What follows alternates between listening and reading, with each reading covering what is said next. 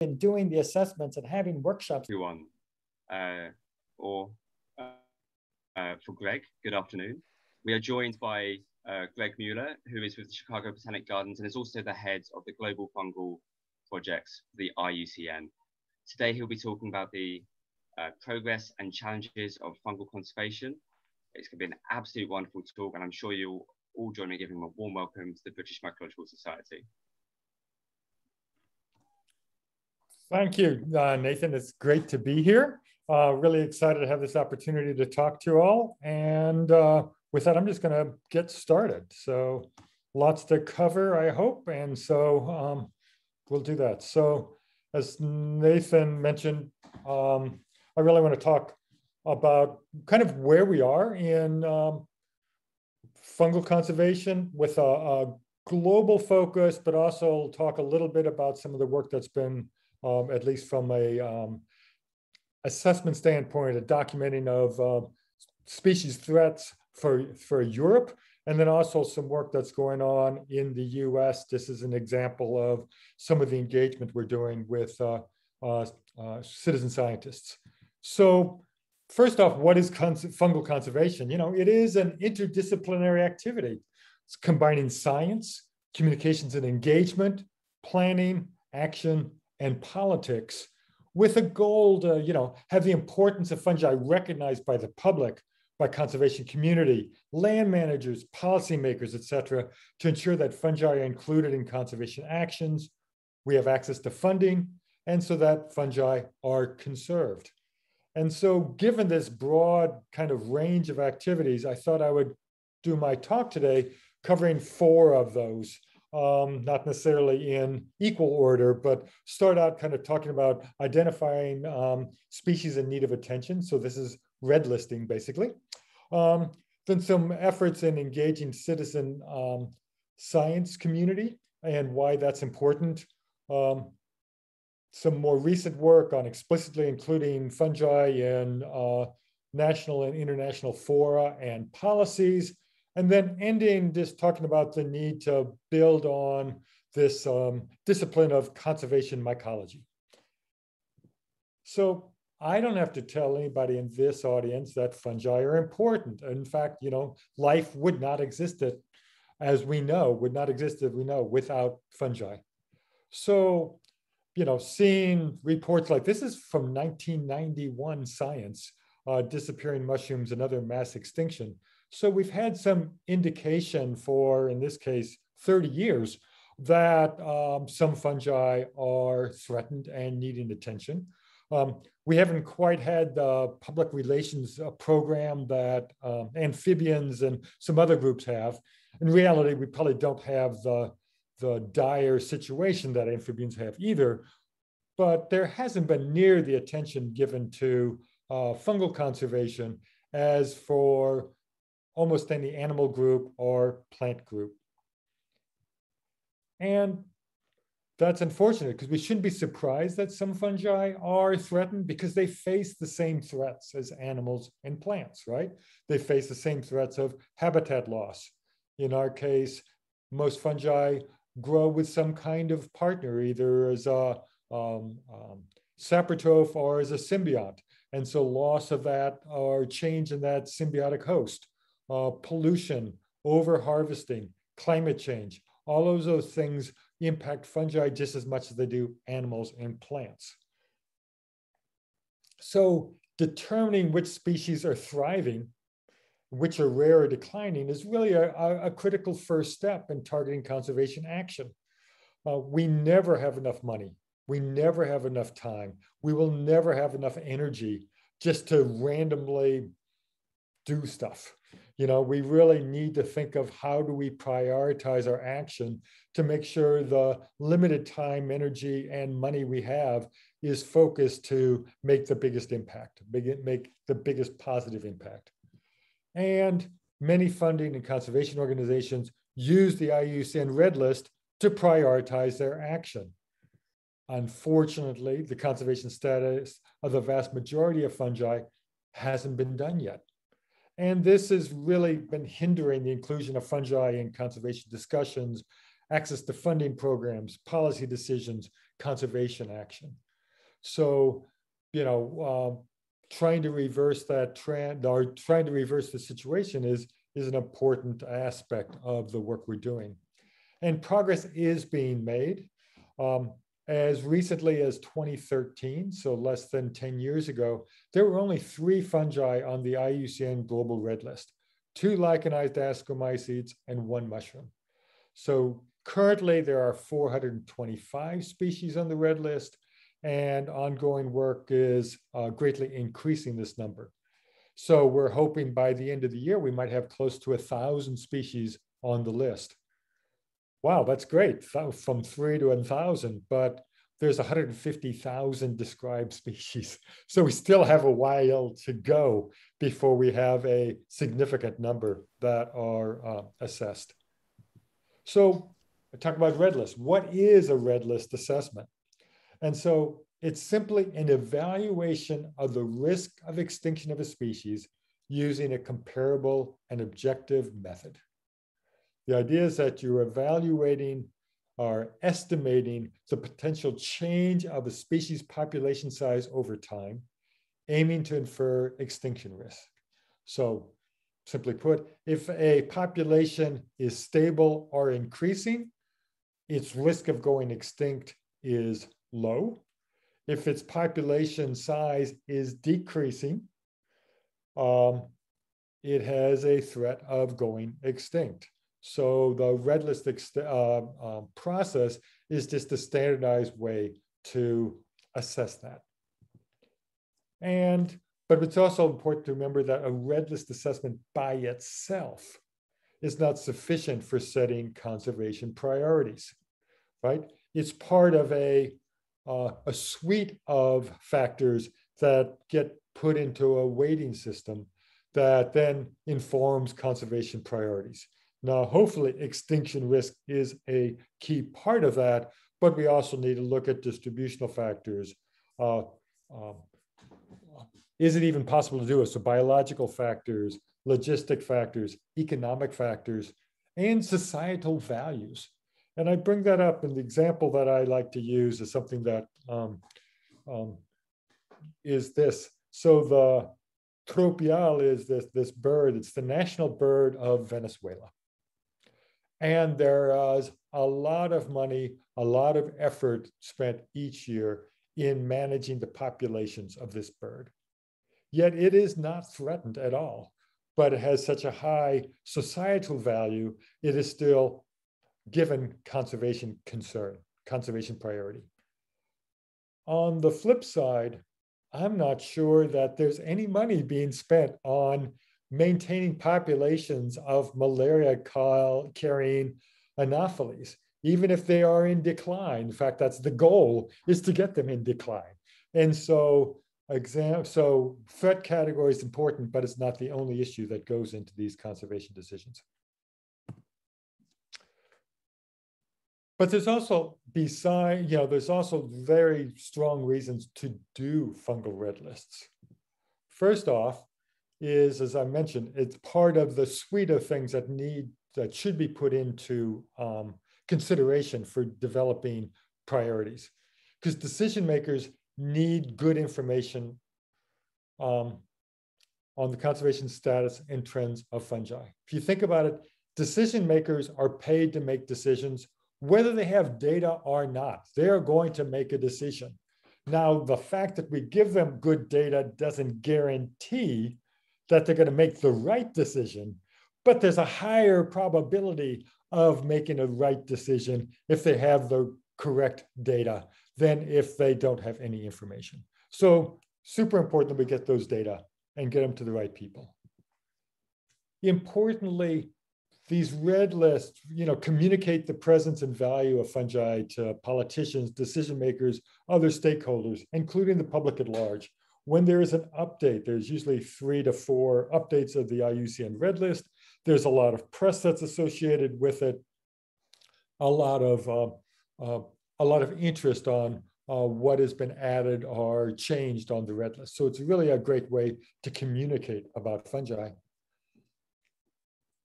super importantly, and why I like talking to diverse groups like this, from practitioners to lab scientists to whatever else, are that red list evaluations identify gaps in our knowledge of fungal biology and diversity. The most obvious thing is it identify gaps in our understanding of maybe the taxonomy or the distribution or the population size of a species, but it also identifies gaps in our understanding of, host fidelity, on the population genetics of the species, on the how long the species persists in the environment, all those type of things. So there's a lot of biological questions that get brought up as we're doing these red lists.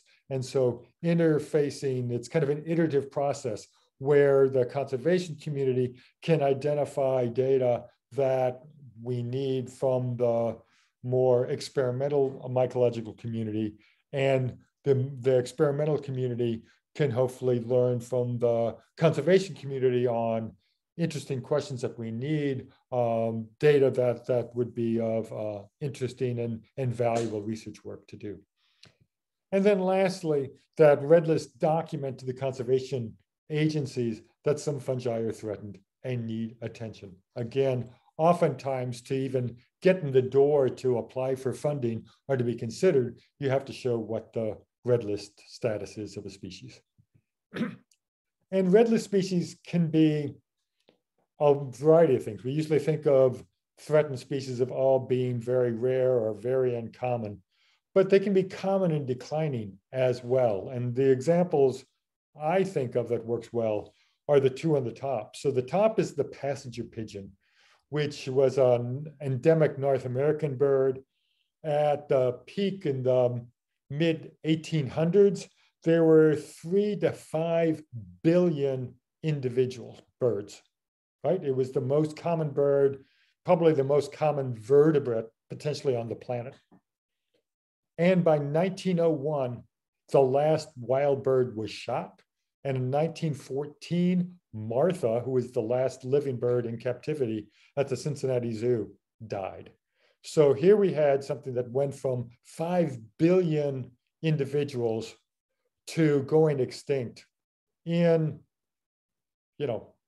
50 years due to hunting, loss of habitat, and whatever else. The flip side of, not the flip side, but a different scenario is the American bison. So the American bison, again, was probably the most common mammal in North America, with herds of, tens of thousands animals, and was shot down to a couple of hundred individuals was left. But at that time, there were some people that decided we couldn't let these go, so they developed breeding programs and protection. And now the population is such that they've actually introduced hunting to manage the population. So one doesn't want common species to go the way of the passenger pigeon. We want to be able to identify species that are in rapid decline and start working on them before it's too late. And then, of course, we have rare things like the tooth fungus in the bottom or some of these orchids. And then there's multiple categories, right? So most fungi are still in this not evaluated. No one's ever looked at it yet. We don't know what their threat category is. A number of species are going to be data deficient, meaning that we just don't have enough information. Oftentimes it's only known from the type locality, or it was reported a while ago and no one has looked for it. So we just don't have enough information, or the taxonomy is too confusing. We just don't even know what the species is. But there are then still a number of species that can be evaluated. Some of these are least concern. We don't think there's a problem with them. And then there's a series of endangered species, whether they're vulnerable, endangered, or critically endangered. We don't have any fungi yet listed as extinct or extinct in the wild. Extinct in the wild would mean it's only known from a culture collection. And there are 5 criteria that draw from these warning signals. So again, one is criterion A, which is a considerable population reduction. So, oops, that was fast. Let me go backwards. Well, I'll leave it up there. So considerable population decline. So you have a number that decline is very rapid. So it'd be like the passenger pigeon, the American bison, or some of the fungi, say in the Colombian Andes, where the habitat is disappearing so rapidly from deforestation and mining activities. You could have something that has a very restricted range. So it's a very small area and it's still in decline. It may be fragmented, things like that. So that's criterion B. Criterion C is like criterion A, except for the fact you're starting with a small population. If the population is smaller, your slope of decline can be less and you still end up at the same point of being severely threatened. And then you can just have a very small population. It's so small that even if it's not in decline by stochastic processes, a hurricane, a road being built through it, a forest fire might destroy its habitat. So if it's a small enough population, it could be threatened just because of chance. And then the last, there can be quantitative analysis. No fungi are done with this. I don't think any plants are. You've got to know way more information about the population biology of the species than we have for any fungi. And so we talked about, hey, it's important to make red list assessments for a number of reasons, but we still don't have many of them. Why hasn't there been more made? Why is it still only 425 species out of 150,000 species? Because of the data we need, right? We need data on the distribution of species, the population size, the population trends, something about its biology, especially persistence of a species, and threats and hopefully solutions. And I put the last one on there because it's nice to know that something is threatened, but if we don't know why, we can't do anything about it. So it's just on the list of a poster child that it's a problem, but we don't know what's causing it, and therefore we can't come up with a solution. So those are the data, and we can, not be surprised that it's been challenging to generate all data from many species. But fieldwork over the last, and I never know what length of time to say, 60, 70 years, since the 50s, 40s, whatever. And then recent studies on molecular data, whether it's phylogenetics or population genetics, or now eDNA, has really provided some information that enables us to make informed estimates of the data needed for making these assessments. Importantly, along the same time, we're having the mycological and conservation community increasingly focused on conservation issues. So there's just more people paying attention and trying to make assessments. And then the new computer-based tools, whether it's data portals or crowdsourcing data, are generating new information and engaging more people in the effort. And so if we take all this together, we can actually start making progress. And so it's now 10 years ago, Anders Dahlberg and I published this paper on how we gave suggestions on how to interpret some of the IUCN guidelines, some of the IUCN concepts within a fungal context. And then we got this approved by the IUCN Red List Technical Advisory Group, so we can use the suggested operational approach that we have in this paper to do red listing. And it's made progress. As I said, there are now 425 species on the global red list. There's just some examples of pictures on the side. There are a number of lichenized fungi and a few rust and smuts and other microfungi on the list as well. If you look at just the number of that 425, just under 50% are some level of threat category, critically endangered, endangered, or vulnerable. A number of them are almost threatened, so near threatened. 87 are least concerned, and 39 are data deficient.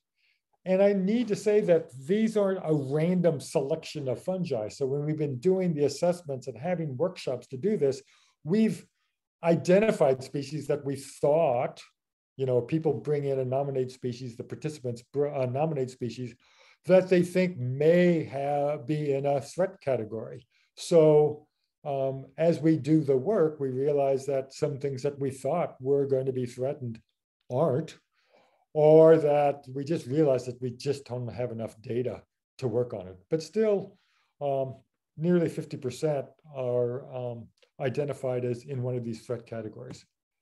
And here's just kind of the rough broad categories of threats. So when you do this, IUCN has some broad threat categories that then get further refined. But you can see that of the 425, many of them are due to residential commercial development, not surprising. And I must say that a species can have more than one threat. So these, of course, total to more than 425. But agricultural impinging, mining, climate change, is a quarter of the species seems to be having a threat due to climate change. And these are global data. And so if we compare this to what's going on in Europe, we can see that threats are not necessarily the same throughout the globe, not surprisingly. So if we look at Europe, there's 154 species that are listed. Okay. Again, right around 50% of the species are in one of the threat categories, either critically endangered, endangered, or vulnerable.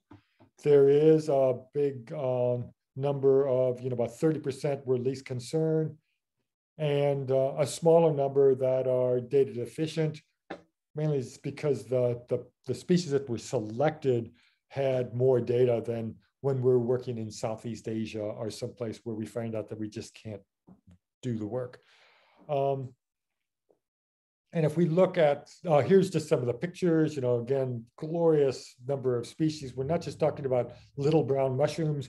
We're talking about big, bolates and bright red coral fungi and beautiful lichenized fungi and earth stars or earth tongues and whatever else. So it's not just rare. It's not just things that have been under collected necessarily because you couldn't find them. There are some easy to identify or easy to recognize species.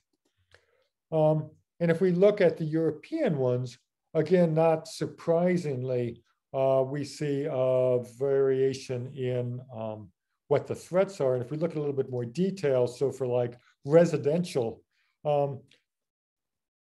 52 of the 150, so a third of the species are being impacted by housing in urban areas, but 21 of them are being impacted by tourism and recreation areas. If we look at agriculture, non-timber crops, of course, bringing in that is a big deal, but so is plantations, and then livestock farming and ranching. A lot of that has to do with grasslands. And then if we just look at climate change, again, because climate change means a lot of different things. And it was not as, there's only 21 of the 154 species in Europe had a climate impact, and most of that is habitat shifting and alteration. If I was to show you the data from work we did recently on cloud forest in South America, there's a really high percentage of those that are being impacted by climate change, and it's more by changes in hydrology, drought, or reducing the cloud cover of those forests. So the threats vary depending on where you are in the world. Not surprisingly, but it's something that we have to take into account.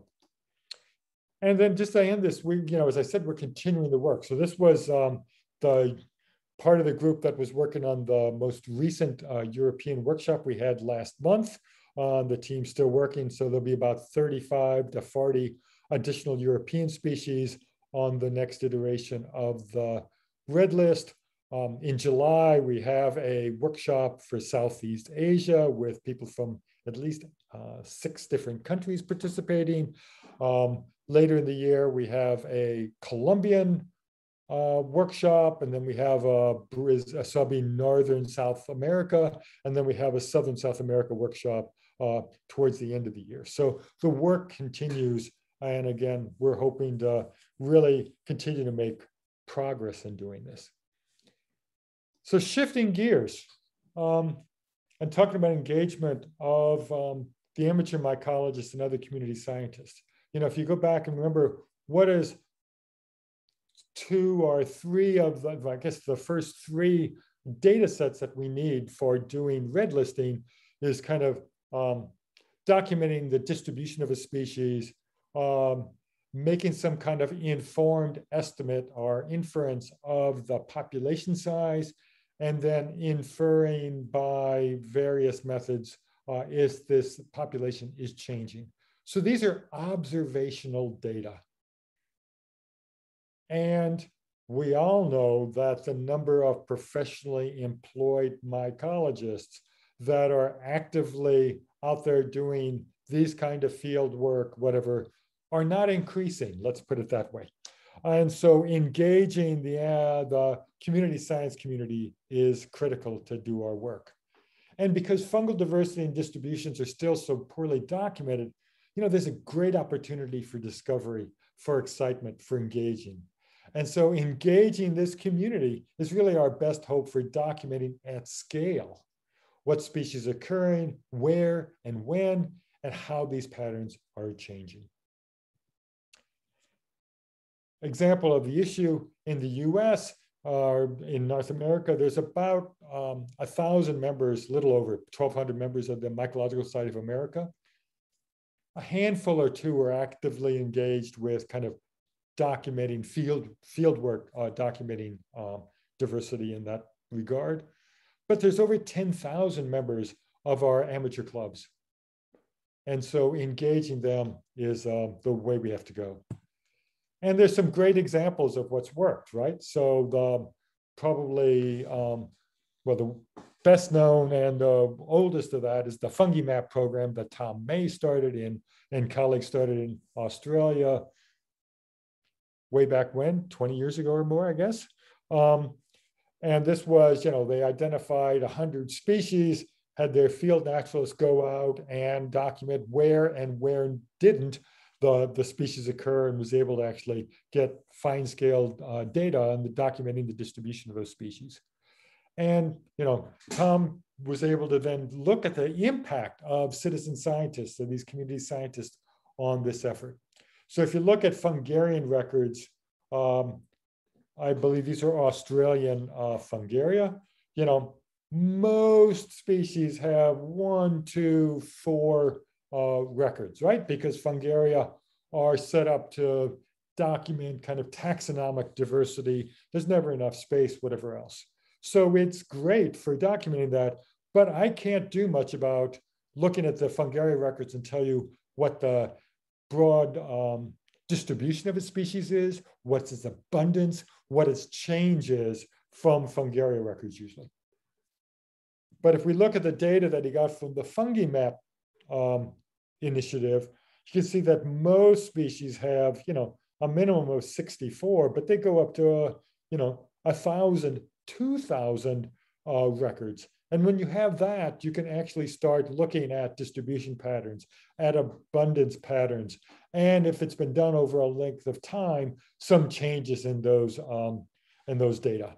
So really exciting. I'm not going to go into detail because I know there's some people with a Lost and Found project on the line, which is this, you know, incredible project that I was so excited to follow along with, where, you know, you go out and you say, hey, these fungi might have been extirpated from the UK, see if you can find them. And in some cases, you find a bunch more populations, just nobody had looked for them before. In other cases, you still don't find them. So, you know, really fascinating when you can basically crowdsource these data and start getting rigorous information to document the extent of occurrence of species. And so in the US, we're behind in all of this, and we're just getting started in this kind of, what do you want to call it, focused work. We've had amateur mycologists community scientists working for, many years, but it's been ad hoc. There's really been no organized efforts. And so I'm on the board and advisory board for the Fungal Diversity Survey, FUNDIS.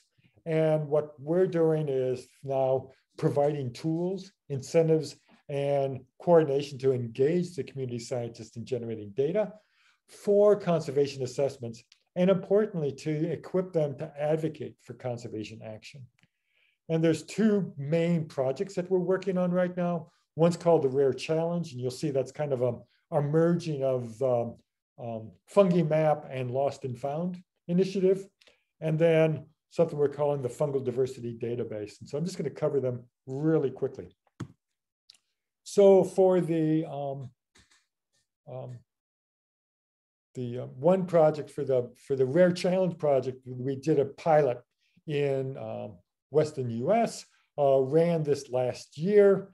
And the purpose of the pilot was really to understand whether amateurs in the US could be engaged to make scientifically valuable observations, and then also to explore whether we could increase awareness and interest in the need to protect fungi through that engagement. So it was a two-pronged approach. One was, hey, can we generate some data that's going to be useful for assessments? And the second is, are we in this process enhancing understanding and hopefully enhancing activity in these community scientists being advocates for fungal conservation? And so we did this, what we called the West Coast Rare 10, where we identified 10 species. The typical bit had to be species that could be pretty easily identified from photographs and in the field. We wanted to have a mix of some more common things and some rare things, because you got to give people a chance to find stuff, but also a challenge to find some really rare things, and then send them out there. And so we're going to continue this for multiple years. And this year we're actually adding Northeast Rare 20 Challenge. So we're expanding this because you'll see that we thought that the pilot project worked well. And so we developed, communication programs, so pamphlets, PDFs, websites that enabled participants to identify the species. We had a big a social media campaign to engage people, work with the local clubs, et cetera, and was pretty happy with how it turned out. Some things, just three, I think it's 3 or 4 examples for the Bondotzefia occidentalis. We didn't change the known distribution, but we really increased the number of records of the species and found out that through its distribution, it's much more common. But this habitat that it's in is relatively threatened. So we still need to be looking at the species, but it's a more commonly encountered than previously believed. Pachycoodonia is interesting because that was rarely ever collected. It's not that visible. It's not that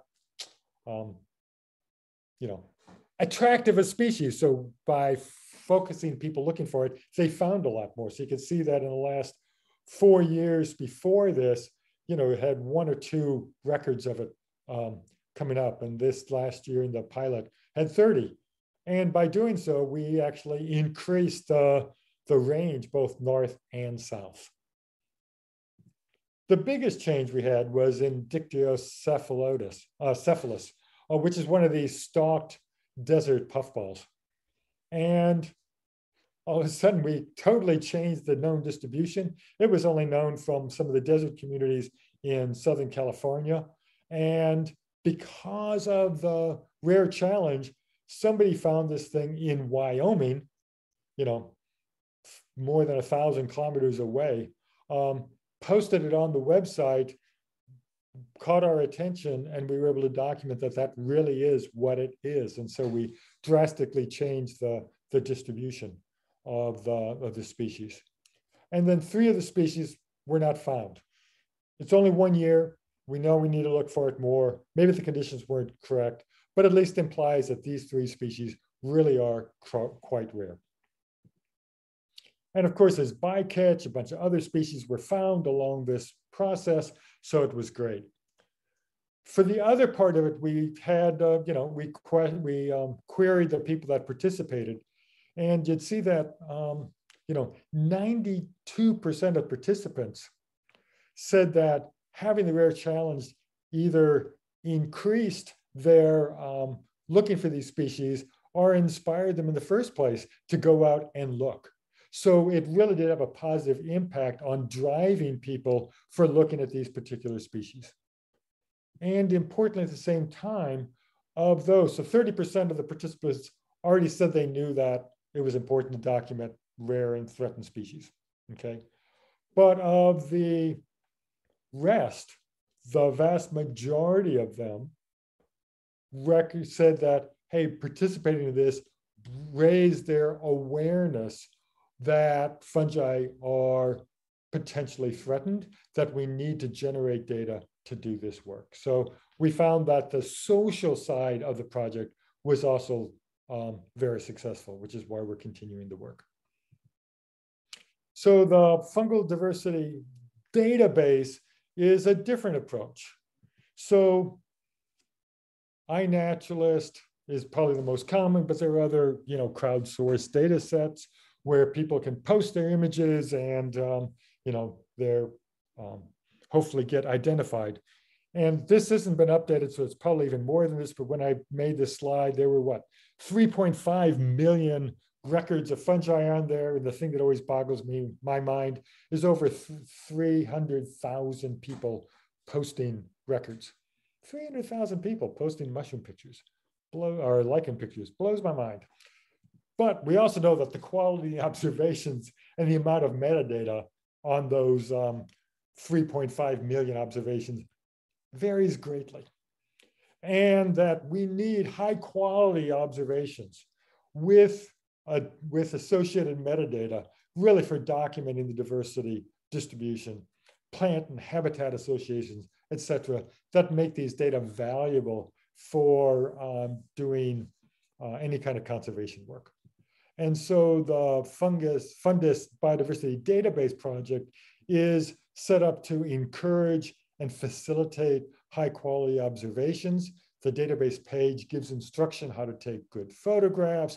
The data that we need provides a number, a link to where you can get more help. So as I said, it provides these instructions and really tries to increase the quality of the observations. And then we have a team of triagers who actually are there looking at these and can try to ensure that the identification is accurate. So we're just really getting this project started. Don't have any data to show you, but we're pretty excited about this, and we think it has a really high potential to increase the data that we have available to do conservation work. Switching, okay, so just kind of a summary of this is, evolutionary studies are great. There's providing the biology we need and solving some of the taxonomic problems that we have. But again, most of the data are observational. What occurs where and when, how these patterns are changing. And it's really the community scientists working with professionals who can provide these data. So shifting gears again.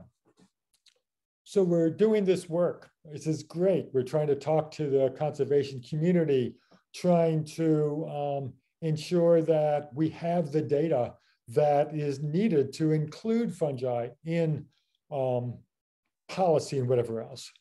But we have another step to go, right? Many of the policies, many of the fora do not explicitly talk about fungi.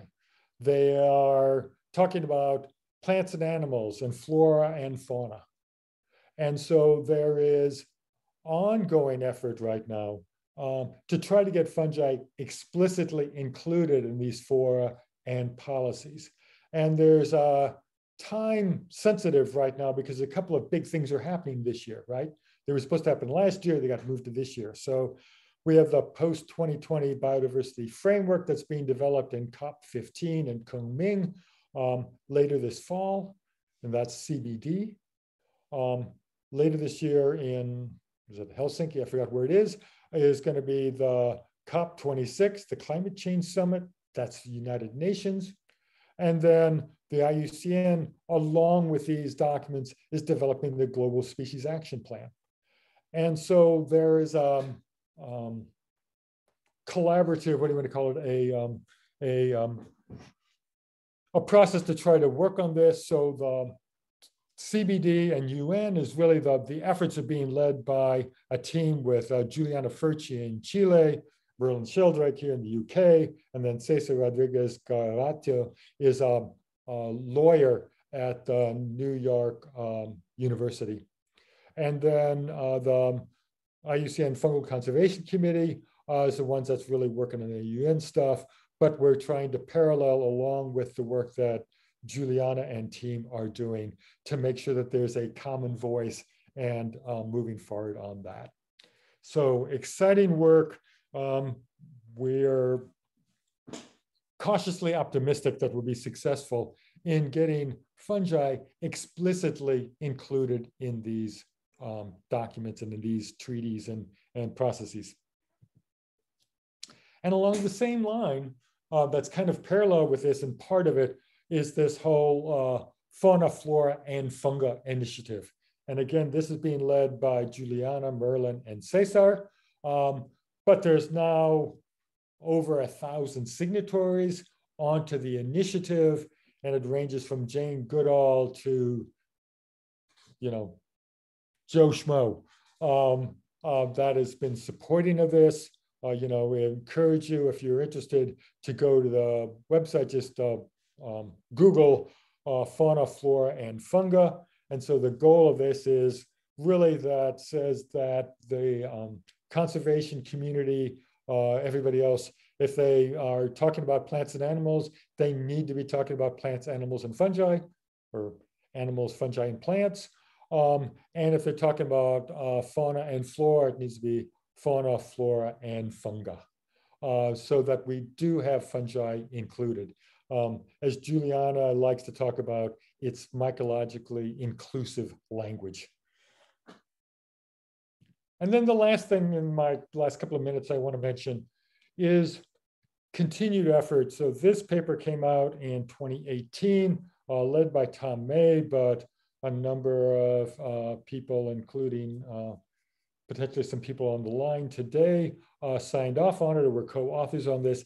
And this is this whole idea of developing a subdiscipline of conservation biology that's actually focused on conservation mycology. And the reason this is important is because there are issues that are distinctly fungal. And by having this discipline that focuses on those issues, I think will move fungal conservation forward in a positive and important way. So what are some of those things? That a discipline of conservation mycology would facilitate framing these research questions. I already mentioned that, hey, there's a number of research questions, not just about taxonomy and distribution, but there's all kinds of questions about host fidelity, about population genetics, about persistence. It's about how do we translate environmental sampling into what does that mean? What does it happen when you find an environmental sample far away from its recorded distribution? So there's a lot of data that we need that are fungal specific that we need to be thinking about.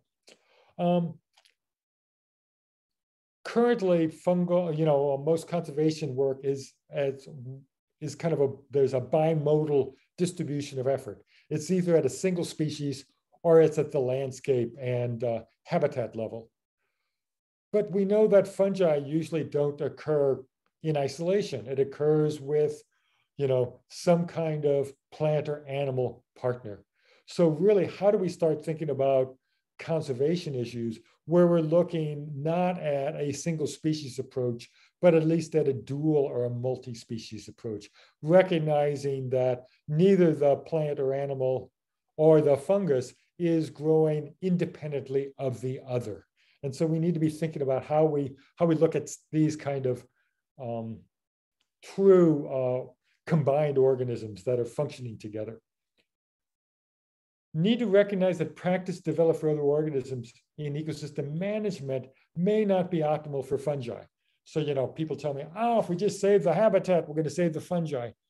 True, we need to save the forest, but there are forest practices that may not be optimal for the fungi that are in those forests, whether it is leaving enough down coarse woody debris, whether it is if you're doing cutting, leaving enough density and number of nurse trees that could be a reservoir for mycorrhizal fungi, whether it is looking at what fungicides are being used to control pests that might be having a broader impact on other fungi. So there are issues that are fungal specific. And so just saying we're going to protect the habitat or an area is not necessarily all that needs to be done to protect the fungi in there. And then we need better work to foster the communication between the conservation mycology researchers and the practitioners. So if I think of the specialist groups we have specialist groups on kind of mushrooms and macro basidiomycetes, a different group on rust and smuts, a group on non-lichenized ascomycetes, a group on lichenized ascomycetes, and then kind of a catch-all group for a bunch of the other fungi. Most of the members of those are still practicing scientists. They're systematists, a couple of cases they're ecologists, but we don't have many practitioners on there. We don't have people who are really focused on sustainable harvest or on practices for conservation action. So we need to really be reaching out to that broader community so that we can translate what the scientists are coming up with and our assessments into action to make sure that we're making a positive impact. And then, of course, as always, we want to encourage more mycologists being employed at universities and management agencies. So that's kind of what I wanted to talk about. I like to end or throw in some place in my talks this quote by John Muir, because I think to me it sums up kind of why we're doing fungal conservation. He says, when we try to pick out anything by itself, we find it hitched to everything else in the universe. In reality, I think he was talking about fungi, because it's hard to think of some kind of activity in an environment, in the habitat, in an ecological process where fungi aren't somehow or another involved. Even if you're looking at the animals or the plants to start with, fungi are playing an important role. So if fungi are so critically important in all these other activities, we really need to be thinking about how we are engaging the broader community and in understanding the importance of fungi and in developing the processes and the data that we need to ensure that fungi are appropriately recognized and conserved. And thank you very much. I'm happy to answer questions or anything like that. Fantastic. Thank you ever so much for a wonderful, international, inspiring talk. Certainly, I'm motivated to go out there and look for some rare species. I'm sure everyone else in the call is as well. I'm rambling a little bit, just to give people a chance to type questions into the chat. I know we have quite a number of experts amongst us, and I imagine have some very interesting questions indeed. I suppose, as one question while we wait, with this international perspective, I suppose, how can your average mycologist in the UK help contribute to this international red listing? What activities would be the first steps you'd recommend? So a couple of things can be done. So the person that's been, couple of people that have been kind of in the UK that have been really engaged is Martin Ainsworth and David Minter as far as the actual red listing work. But you could, contact through either of those to, say that, or contact me and say, hey, I want to get engaged. And as we're doing our our next set of red listing activity, making calls for nominations for species, for calls for more data. We'd love to engage you in that. On the broader kind of global political aspect, sign up for the fauna, flora, and fungi initiative.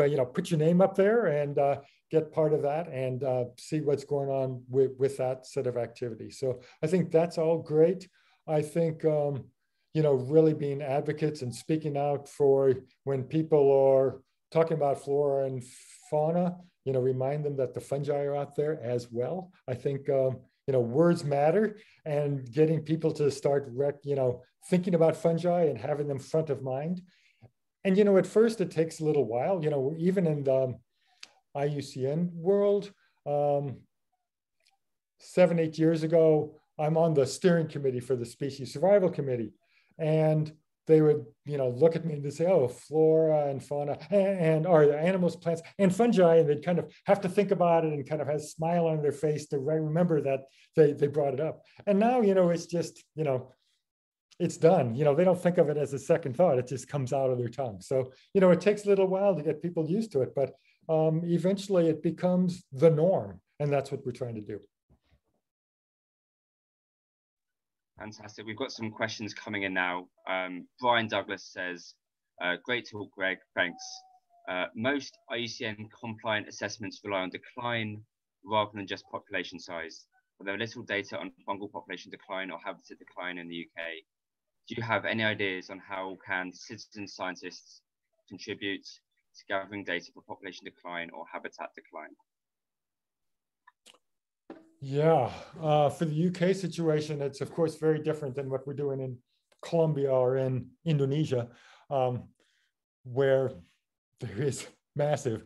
But there's been, I think of the wax caps, the wax cap work, and then the work that's been highlighting these semi-natural grasslands has been pretty amazing. How much press and how much recognition has been put on, with the focus of the fungi, on those habitats. And so I think there is still potential to do that on other habitats that might be under threat. So I think that's a way to do it. I think joining your field naturalist groups, whatever else, generating data, posting images on iNaturalist, or making Fungarian records if there's still room at Kew and some other places for those data. I don't want to overwhelm the curators if they don't have space for that, but work with them to figure out what data they need. Are there particular species that they really are interested in? So continuing efforts that was started on the Lost and Found initiative. So those type of things, I think, are all ways that people can contribute. Fantastic. We've got a fantastically practical question here from Helen, who asks, how do we secure funding to support accessible training for amateur mycologists?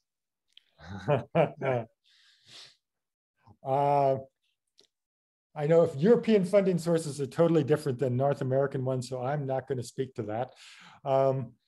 There are a couple of international things. If you have a project that would resonate, there are a couple of funding agencies like the Mohammed bin Zayed Species Conservation Fund that does look at and provide small amounts of funding for initiatives.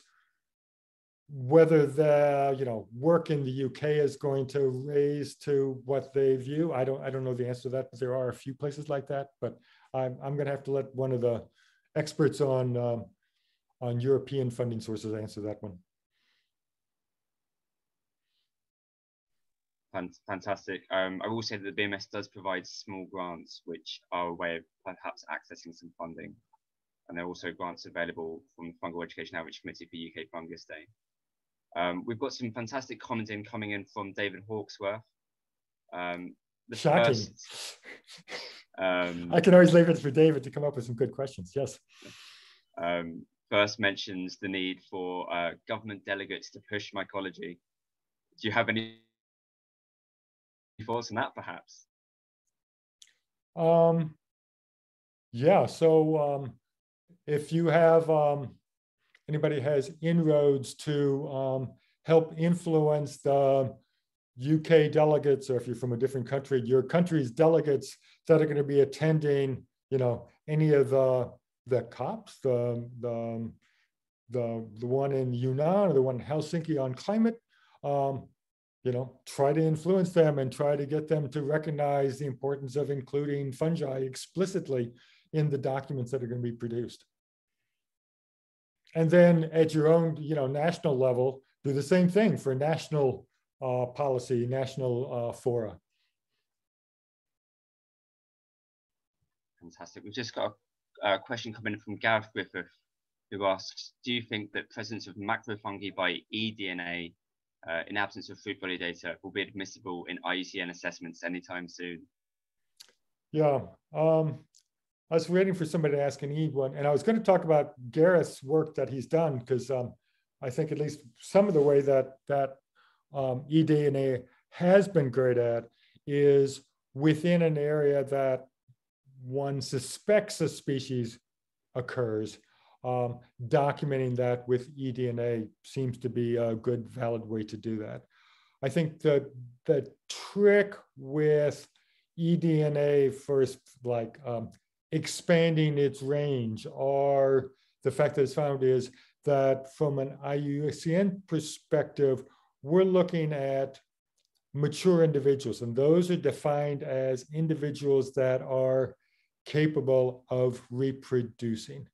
And so one of the questions that need to be addressed with eDNA is, what is the likelihood of, capturing an eDNA sample and recognizing that the DNA is there?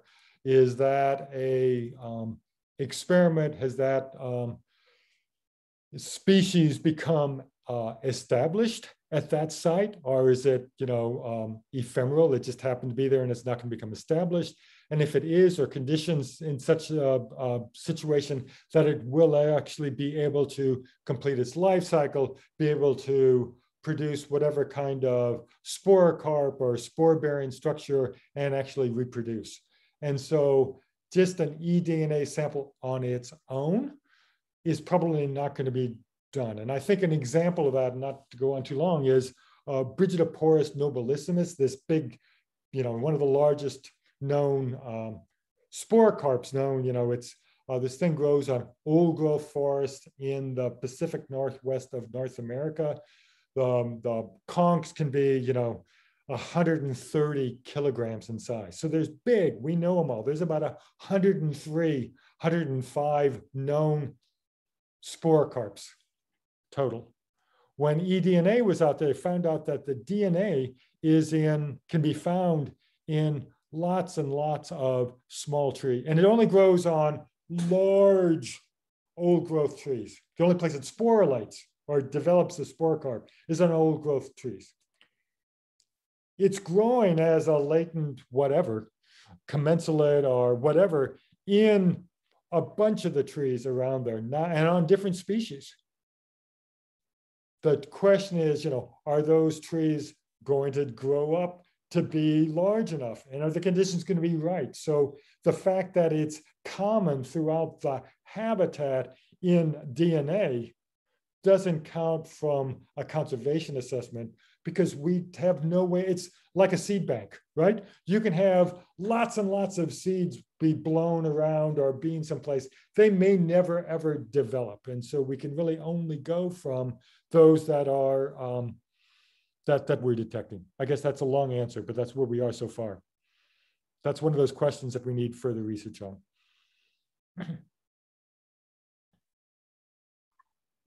Fantastic. Oh, I think we've run out of questions. I'm going to ramble a little bit more, just in case there's a person furiously typing. Emma has placed details for those wanting to access BMS grants for what I assume will be a massive burst of fungal conservation work within the UK. We can hope. We can hope. Other than that, I think we might call it there. I will pass back over to Greg. If there's any last statements you'd like to make, the platform is yours. No, it was a great opportunity to talk to you. It's great to have these excellent questions. you know, feel free to reach out to me if you have questions, you want to be more engaged. We'll put you in contact with the right people to do that. If you've got ideas of, you know, what else we can be doing, or ways to be moving efforts in the UK or wherever you happen to be from, that would be great. I'd love to hear from people. You know, I'm hoping that what you got from the talk is that, yeah, we're making some progress, but there's so much work to do. So many other questions are still out there. So much more effort is needed. So many more people need to be engaged. So, you know, join in if you're interested. That's what I wanted to say. So thank you very much for the opportunity to talk with you this evening. And thank you ever so much for speaking. That marks the end of the talk. I hope to see you all next month for our next talk. But a massive virtual round of applause to Greg for an absolutely fantastic talk. Have a good evening / afternoon, everyone.